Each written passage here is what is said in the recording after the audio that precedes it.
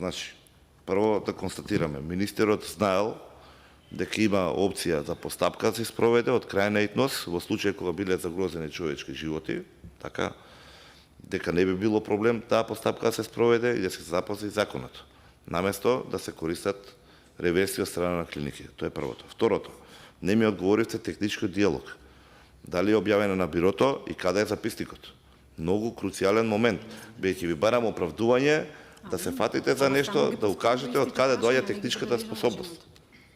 Бидејќи тоа ми е најважната работа, да дознаеме од каде доаѓа. Во системот за јавни набавки треба да ги има тие документи прикачени. Значи, ја го барав, го нема. Дали вие тврдите дека постои технички диалог, објавена постапка, закачена на бирото и записник од истиот?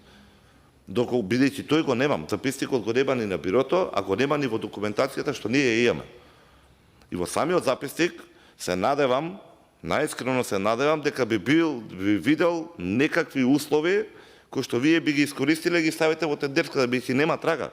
Затоа ве прашам, кој ви ги даде?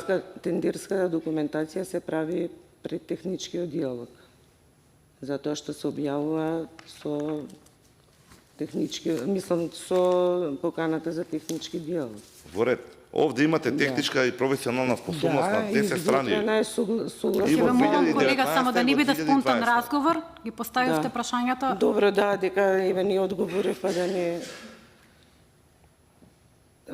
техничка и професионална способност изготвена е согласно закон. Смеам. Смеам. Дали ви одговорија на сите Не. прашања? Јас конкретно прашав. Овде имате 5 страни Ве молам во една техничка реченица сам. способност. Многу сум конкретен, не знам, ако сакате ќе преформулирам прашањето. Согласно закон е. Но во законот вие се ставиле, имате 3 дела, кај што се утврдуваат нели способностите. Имате лична, професионална, економска и техничка способност. Условите што се натре во техничката способност. Што барате? Сега да не ви редам примери. Не знам. Барате лице задолжено за 24 часовно следење исправност на ладниот ланец. Или барате таму, еве го, изјава дека поседува звучна и визуелна сигнализација и специјално алармно сетирање по СМС. Не може мейл, не може другачиј повик, мора СМС да биде така натаму. Ограничувачки фактори. Исклучително ограничувачки фактори 5 страни. Овие фактори ние не можеме да ги пронајдеме во ниту една документација што не беше достапна во цела оваа постапка. Ниту во дописите што ги добиваме од клиниките, ниту во договорот за групната набавка, ниту пак најдовме нека трага каде што сте имале брифинг, дека министерот ви ги дал. Затоа ве прашам, од каде дојде овие толку ограничувачки способности, бидејќи овие ако не биле, можеби ќе сте имале 20 фирми. Според законот за лекови треба да се Знаете дека овие не се наведени во законот за лекови, така?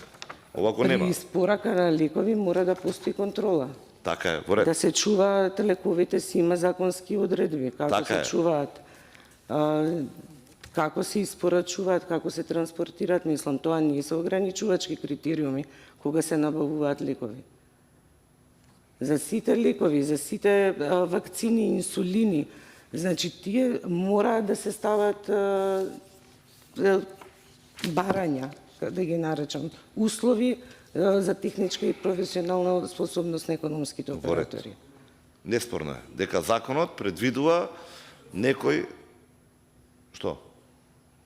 Ќе ве молам, не смее да биде спонтан разговор. Во право е колегата. Значи ќе ве молам. Она што го одговори, господин. Дали некој друг се јавува за